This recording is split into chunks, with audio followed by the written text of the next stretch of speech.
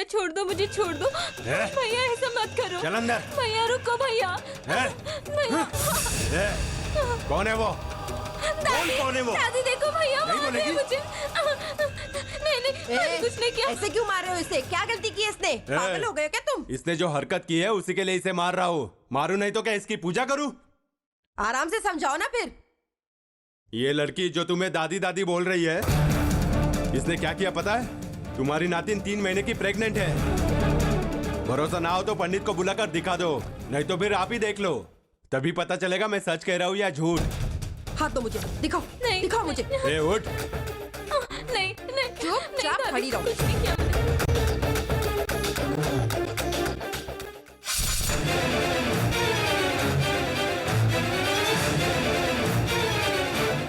कौन है वो? बता कौन है वो? कौन है वो? शर्म नहीं आई तुझे? इस घर की इज्जत कैसा में शोर है? मिलाने चली है? सुनंदा, क्या हो रहा है ये सब?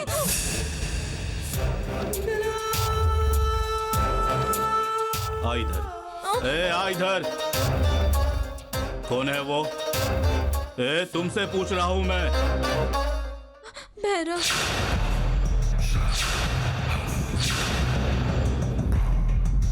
भैरव? नीलांबरी का बेटा भैरव? हाँ हाँ वही ना? आज तुझे मैं छोड़ूंगा नहीं, मार दूंगा।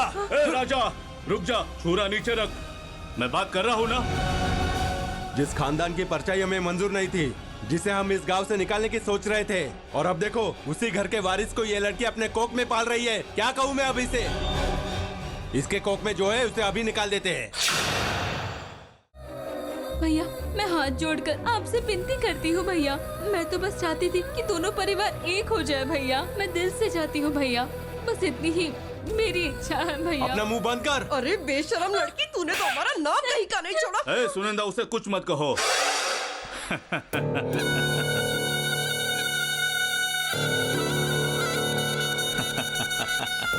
ये तो भाग्य लक्ष्मी है।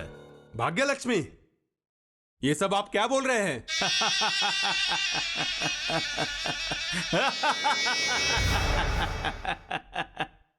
ए, ये हरिणी ने ये जो गलती की है ना, उससे हमारा काम और भी आसान हो गया है।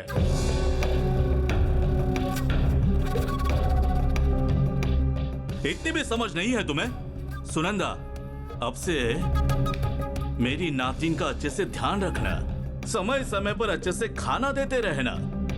उस खाने में दूध, मक्खन, दही सब कुछ होना चाहिए।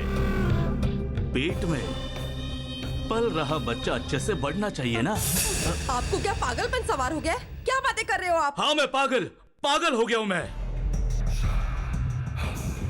बदले का पागलपन, उससे ज्यादा अमीर बनकर उसे नीचे दिखाने का पागलपन खत्म हो गया।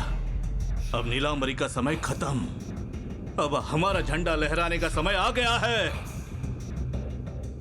जब तक ये हवा और पानी है, मेरा बदला जिंदा रहेगा, और उसे, जो बच्चा इसके पेट में पल रहा है, उसी के जरिए पूरा करूंगा।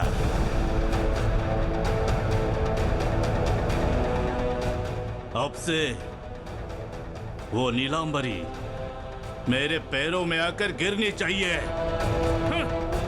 आज से इस बलिराम की अदालत शुरू हो गई है।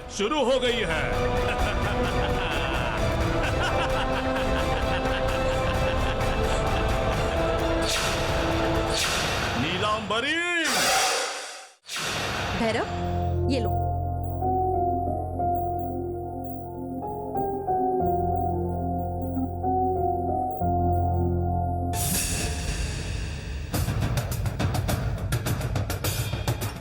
यहाँ भैरव कौन है? मैं हूं भैरव। बात क्या है? इसे गिरफ्तार करो। चलो। क्यों साहब, क्या गलती की है इसने? बिना सवाल किए थाने चलो और बात करो। लेके चलो। ठीक है साहब। माँ, माँ, माँ, माँ जल्दी आओ। क्या हुआ शर्मिला, तुम इतनी घबराई हुई क्यों हो? पुलिस भैरव को पकड़कर ले गई है माँ।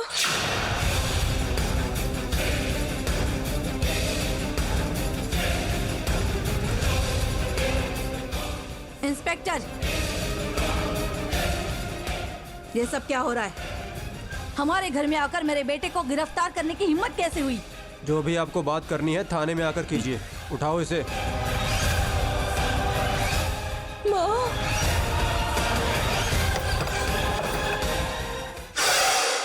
शर्मिला, मुत्तू को फोन करो। ठीक है। नीलम्बरी के घर आकर उसके बेटे को गिरफ्तार करने की हिम्मत कैसे हुई उनकी?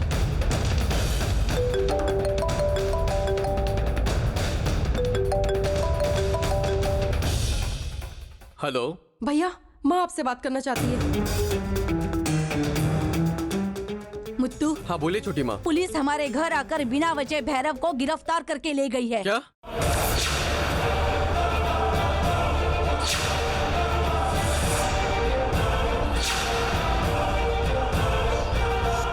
गिरफ्तार?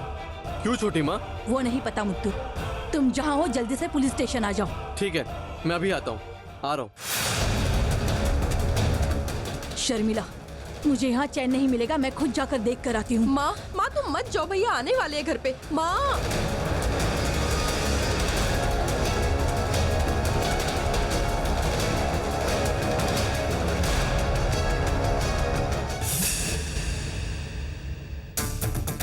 Sir, inspector. वहां पे इंस्पेक्टर, आपने बिना वजह मेरे भाई को गिरफ्तार क्यों किया है? देखो मुत्तू, यहाँ पर आपके भाई के खिलाफ शिकायत दर्ज की गई है, इसलिए हमें कार्यवाही करनी पड़ी। क्या शिकायत है? आपके भाई ने एक लड़की को शादी का वादा करके धोखा दिया है।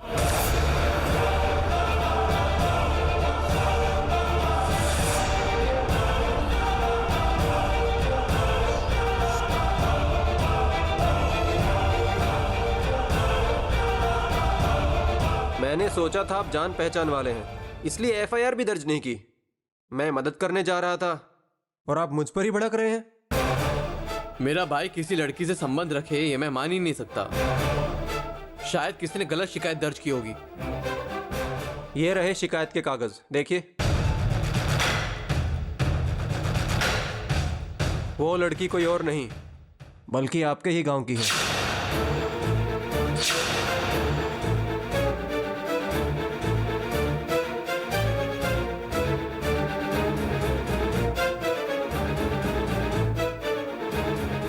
हमारे गांव से? आपके गांव के बलराम की बेटी, और उस लड़की का नाम है हरिणी।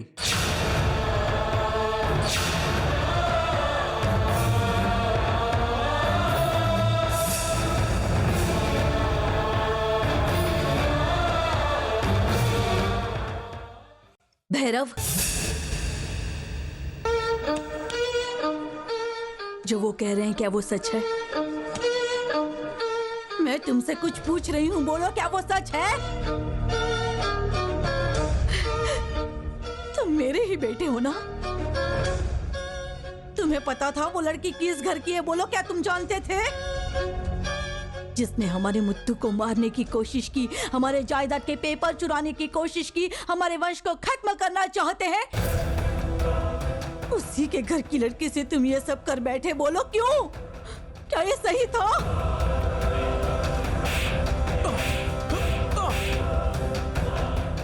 अगर तुम्हें जन्म देने की बजाय मैं बांझ रह जाती तो कितना अच्छा होता।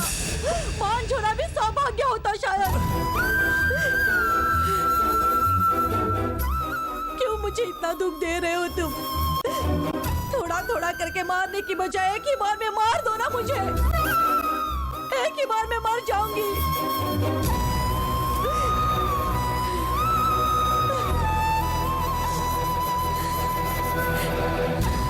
छोटी माँ, छोटी माँ, ये आप क्या कर रहे हो? यहाँ पर सभी लोग हमें ही देख रहे हैं। खुद को संभालिए छोटी माँ। कैसे संभालूं मैं अपने आप को? ऐसे नालायक बेटे की माँ हूँ मैं। इसने जो बेइज्जती की है वो सबको पता चल गया होगा। इस बेइज्जती को कैसे सहन करूं? लोग जो सवाल पूछेंगे उसका मैं क्या जवाब दूं? लोगों के सामने सर उठाकर कैसे चलूं मुत्तू? ये बेइज्जती मुझसे बर्दाश्त नहीं हो रही है। कहीं जाकर जहर खाकर मर जाऊंगी। छोटी माँ, ऐसी बातें मत कीजिए। खुद को संभालिए ना छोटी माँ। आइए छोटी माँ, उठ जाइए। उठिए छोटी माँ।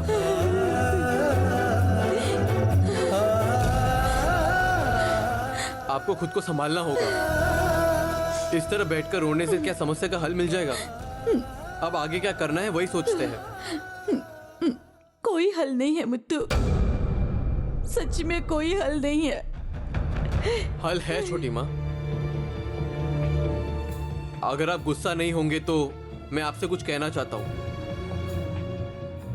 हमारे भैरव और हरिणी की शादी करवा देते हैं।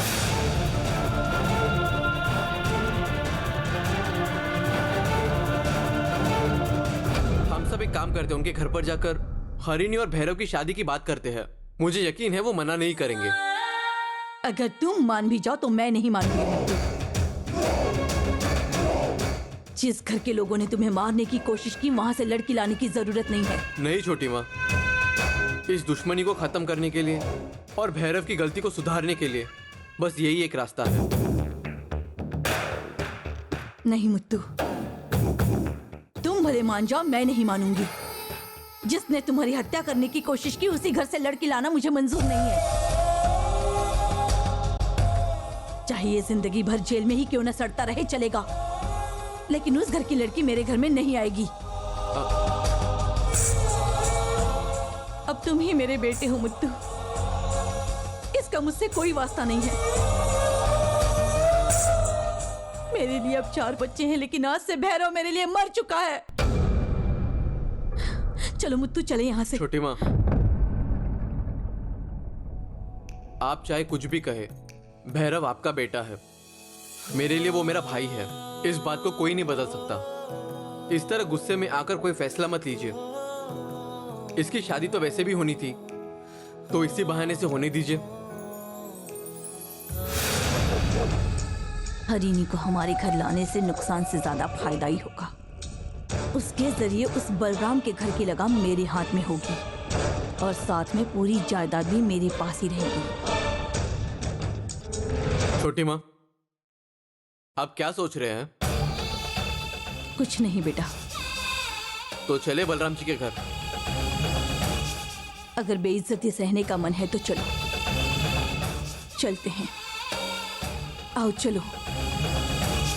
आइए, चलते हैं भैरव।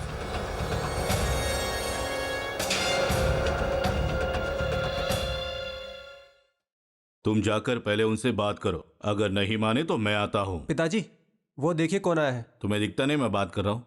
और कौन वो लोग? अपने ही लोगों को वो कहकर बुला रहे हो? हमें इतना दूर कर दिया चाचा जी आपने।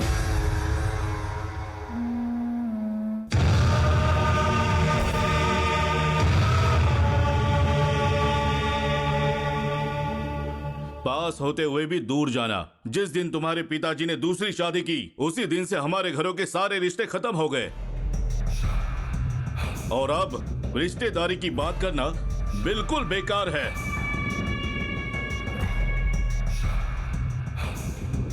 चाचा जी, मैं यहाँ झगड़ा करने नहीं आया हूँ। मैं यहाँ पर एक अच्छा प्रस्ताव लेकर आया हूँ। प्रस्ताव? तुम लोगों ने हमारे लिए कभी भी कुछ अच्छा नहीं किया है, और आज हमारे घर आने के लिए आपको शर्म नहीं आई? थू! ए! जबान संभाल कर बात करो। मेरे साथ मेरा बड़ा बेटा मुत्तू है। उसके बारे में अगर एक भी गलत शब्द बोला ना तो मैं बर्दाश्त नहीं करूंगी। छोटी माँ, आप गुस्सा मत कीजिए, थोड़ा शांत रहिए। मैं यहाँ पर बात कर रहा हूँ ना। देखो अशोक, मैं बात करने आया हूँ, लेकिन चाचा जी से। तुम बीच में नहीं बोलोगे तो तुम्हारे लिए और मेरे लिए अच्छा होगा।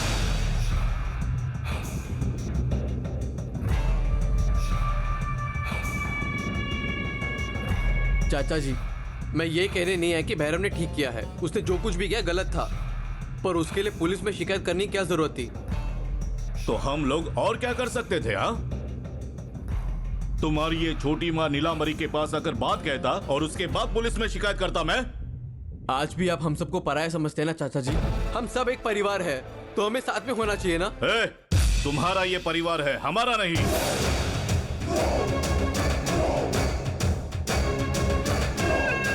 दोनों परिवार बिना गलत फहमी के साथ में आ जाए तो इससे बड़ी बात क्या हो सकती है। इसी उम्मीद से मैं प्रस्ताव लेकर आया हूँ। मैं आपके सामने हाथ जोड़ता हूँ, हरिणी और भैरव की शादी करवा दीजिए।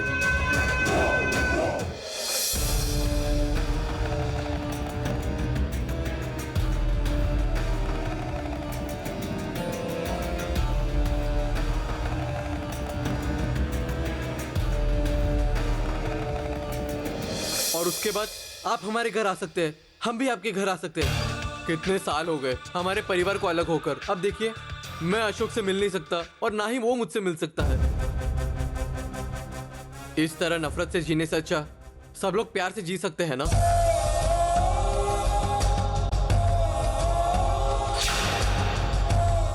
तब हमारा परिवार आपका परिवार ऐसा कुछ नहीं होगा। तब हम सब एक ही परिवार कहलाएंगे। अच्छा, इतने सालों बाद याद आया कि हम भी तुम्हारे ही गांव से हैं। जिन बातों को सुनते ही तुम सारे गांव में गुस्से से घुमा करते थे, वो सब प्यार और अपनापन अचानक अब कहां से आ गया? उसका कारण भी मालूम है। भैरव जेल में है इसलिए।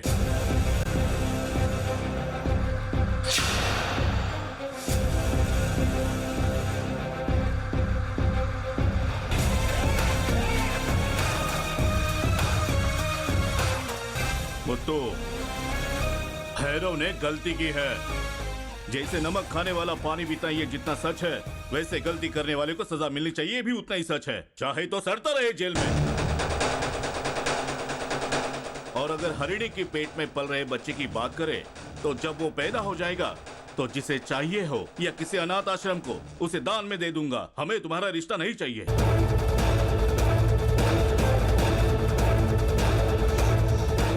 आप सब कुछ जानने के बाद भी ऐसा क्यों बोल रहे हैं? इनसे अब बात करने को कोई मतलब नहीं है। चलो यहाँ से मुझसे। सुना ना मुत्तू, सुना ना तुम्हारी छोटी माँ क्या कह रही है? क्या सिर्फ तुझे ही परवाह है इस शादी की? तुझे हो या तेरी छोटी माँ को या इस घर में किसी को भी इस शादी में कोई दिलचस्पी नहीं है।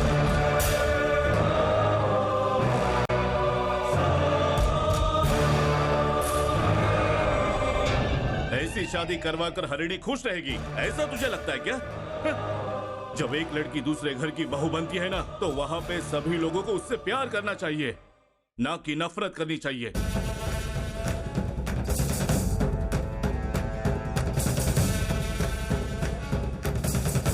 मुत्तू, मैं तुमसे एक बात पूछता हूँ, अगर तू मेरी जगह होता तो क्या करता?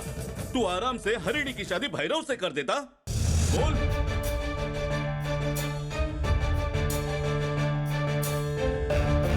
और वैसे भी भैरव में हरिणी को संभालने की ताकत है क्या? आप कहना क्या चाहते हैं? सीधा ही कहता हूँ, सुन मुत्तू, भैरव के नाम पर कोई संपत्ति है क्या? नहीं ना?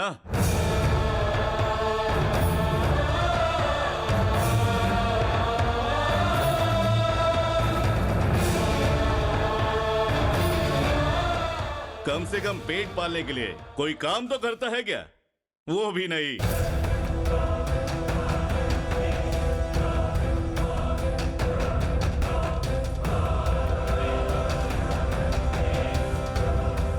कोई सरकारी काम दाम भी तो नहीं करता ना? नहीं, वो भी नहीं। तो फिर किस हक से वो हमारी हरिणी से शादी करेगा?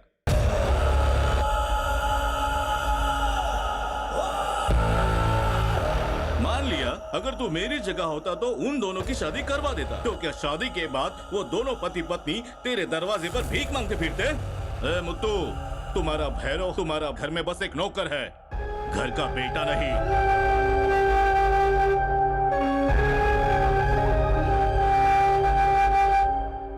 मुत्तू अब सही से फंस गया है।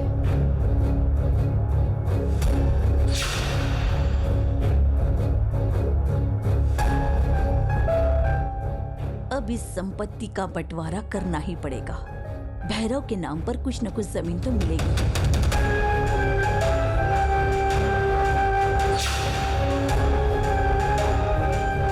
छोटी माँ, चलिए घर चलते हैं।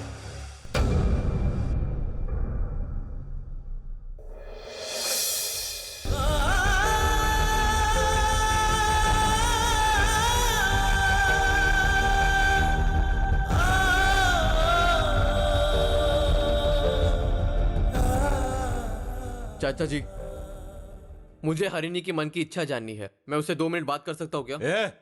ये सब नहीं चलेगा। जैसे यहाँ आए हो वैसे ही चुपचाप चले जाओ। देखो अशोक, जैसे हरिणी तुम्हारी बहन है, मेरे लिए भी वो बहन जैसी है। मुझे बात करने से कोई नहीं रोक सकता। अगर किसी ने मुझे रोकने की कोशिश की तो वही के वही गाड़ दूंगा। दम है तो रोक के बता। आजा देखते हैं।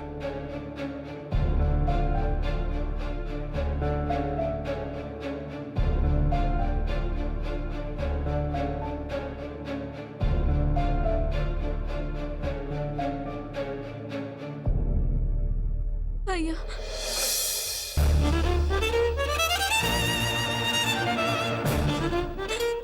मुझसे गलती हो गई, माफ कर दो। ये तुम क्या कर रही हो हरिणी? मुझे अच्छे से पता है कि एक हाथ से ताली नहीं बजती। इस रिश्ते के बारे में तुम्हारा क्या कहना है? परिवार एक हो जाए इसलिए मैंने भैरव के साथ सलीके से व्यवहार किया, लेकिन ये इतना सब कुछ हो जाएगा मुझे कुछ नहीं पता था। भैया मेरी शादी, कृपया मेरी शादी भैरव से करा दीजिए। भैरव के बिना मैं तो जैसे मर ही जाऊंगी। भैया विनती करती हूँ। तुम्हारी कोख में हमारे वंश का वारिस पल रहा है। तुम कभी मरने की बात मत करना। मैंने तय कर लिया है, तुम ही हमारी घर की बहू बनोगी। अब चाहे कोई कुछ भी करे, इस शादी को कोई नहीं रोक सकता। तुम बस हिम्मत रखना।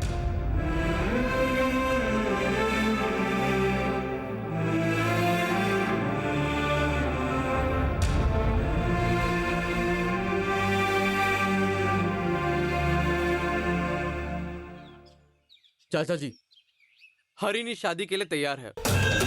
अगर वो ही शादी के लिए तैयार है तो आप सब ऐसे बर्ताव क्यों कर रहे हैं, मुझे समझ में नहीं आ रहा है।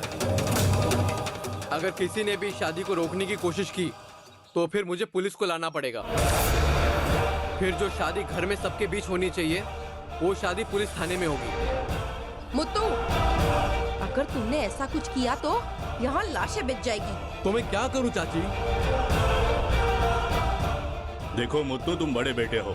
तुम्हारी शादी हो या भैरव की शादी हो, संपत्ति का बंटवारा करने में कई समय लग जाएगा। मेरी बात सुनो, आसान रजिस्टर मैरिज करवा लो। सर्टिफिकेट को लेकर वकील साहब को दे दो। संपत्ति के बंटवारे में कोई दिक्कत नहीं होगी। जो तुम्हें अच्छा लगे वो तुम भैरव को दे दोगे, ऐसा नहीं चलेगा।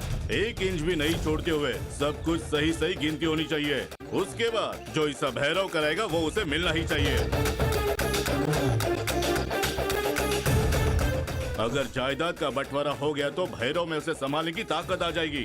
तभी मैं इस शादी के लिए हाँ कहूंगा। तुम ही खड़े होकर दोनों की शादी करा देना, हम भी आकर आशीर्वाद दे देंगे।